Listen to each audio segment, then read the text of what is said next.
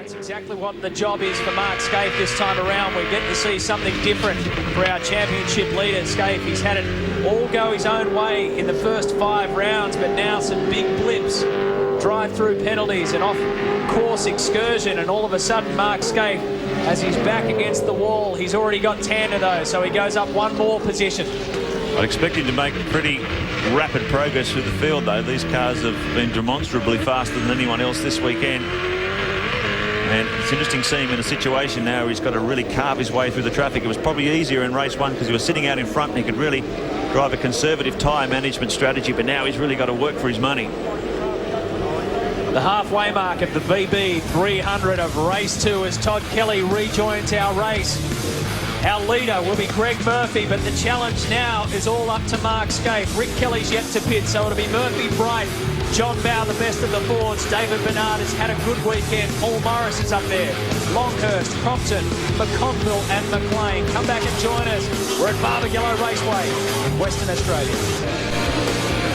Greg Murphy is our race leader, and just take a look at the crowd here in WA. They've really come in numbers on lap 23 of 42, race 2 of round 6 of the V8 Supercar Championship.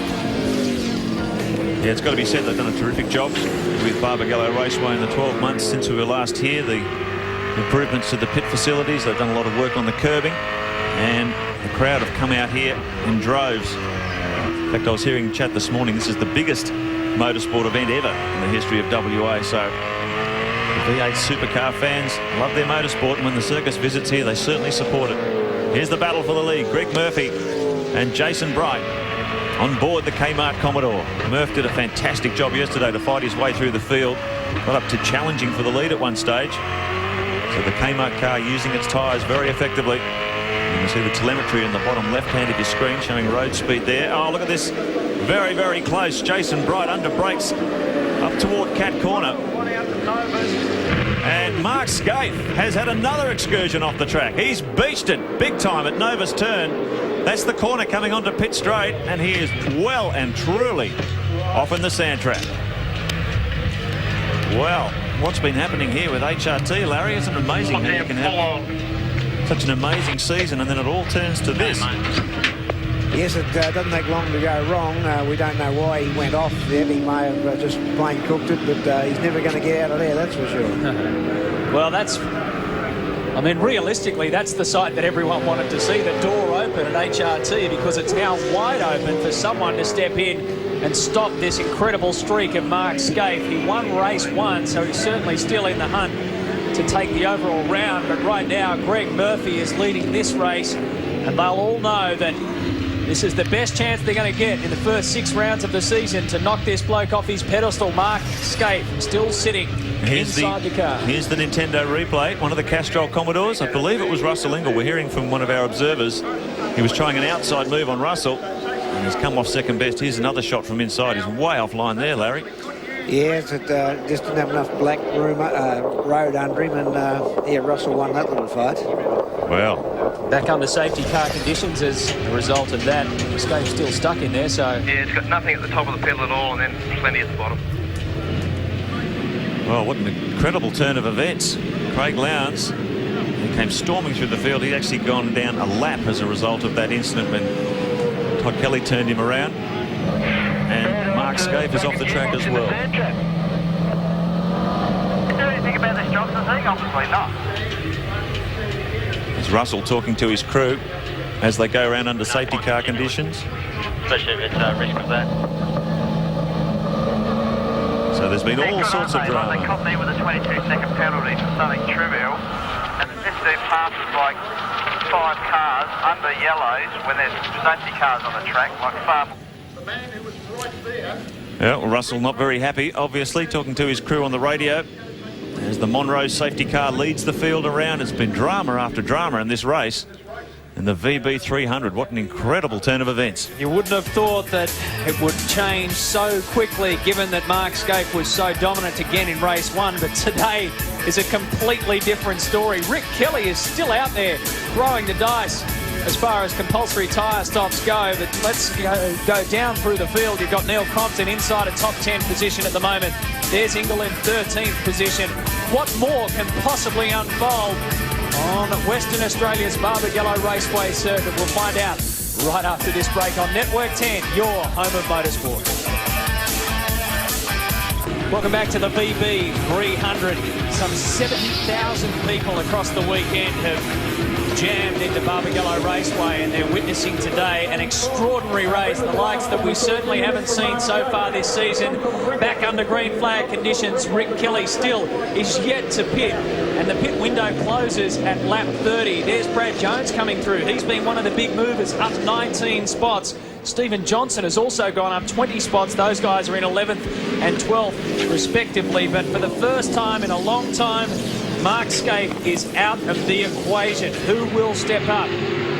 It's a big question to ask because Skaife is out of this race. v8supercar.com.au is the official website of the V8 Supercar Championship. You can get everything you need in there. Go and check it out. When you're online, also check out rpmlive.tv as they come around turn 6, lap 28 of 42.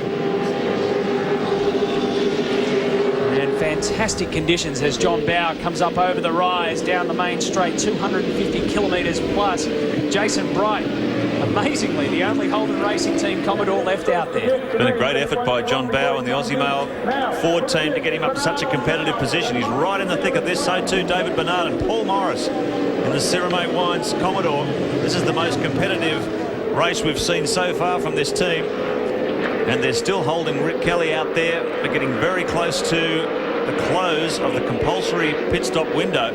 It closes on lap 30, so I think they'll be bringing in the Holden Young Lions Commodore very, very soon. 19-year-old's had a great run out in the front so far, but as you can see by that, he's got to make his compulsory tyre change. You've got to take risks, don't you, Larry? I mean, when you're in that position like Rick Kelly, I mean, you may as well just have a crack at it.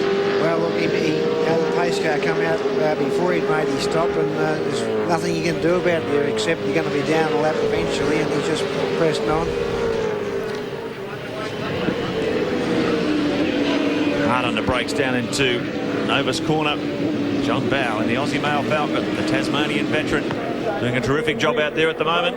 My man, he wouldn't be happy at the moment as Paul Morris has a run along the inside. But David Menard hard down into brakes. The Queenslander goes up and picks up another spot. I was going to say one man he probably wouldn't be as happy is Jeff Gregg, HRT team manager. He's with Baz. Jeff, that's really a shame. Skaife was flying. Yeah, Barry, it's one of the hardest braking circuits in Australia here, and obviously he's trying to make some time up after the penalty. So he just overcooked the brakes and lost the pedal coming into the last turn, so went straight ahead. Yeah. He was talking after saying the throttle jammed open. Yeah, well, I think what happened when he went into all the sand, it's got up under the manifold.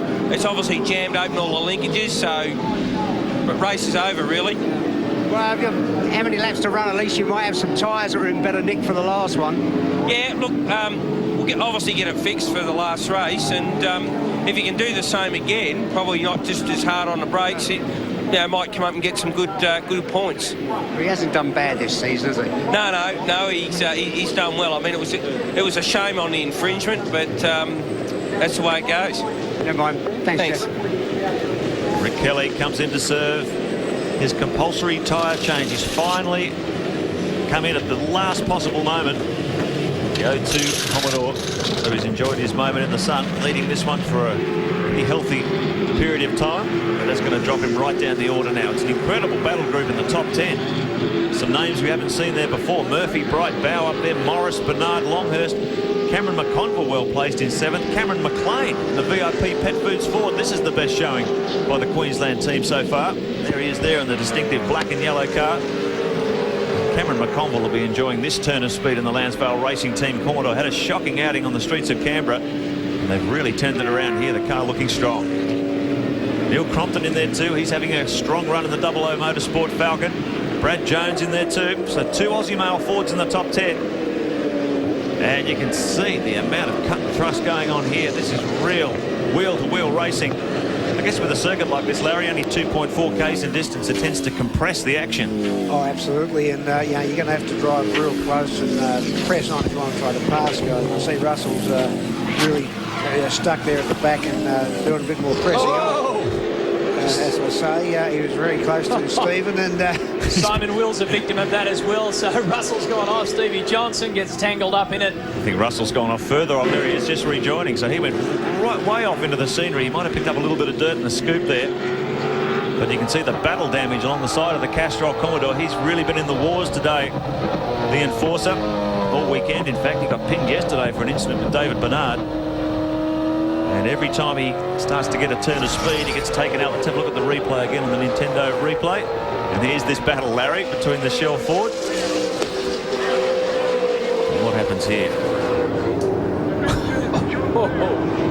Well, he clearly was passing Stephen Johnson and got the nose of the car well ahead of Stevens, and in that case Stephen is supposed to, under the rules, give way. Well, he certainly didn't, and interesting to see though if Stephen gets a penalty. There's been plenty of penalties getting thrown around this weekend. Yes, and some of them maybe not necessarily right. Here's the battle for the lead, and it's been on since the restart.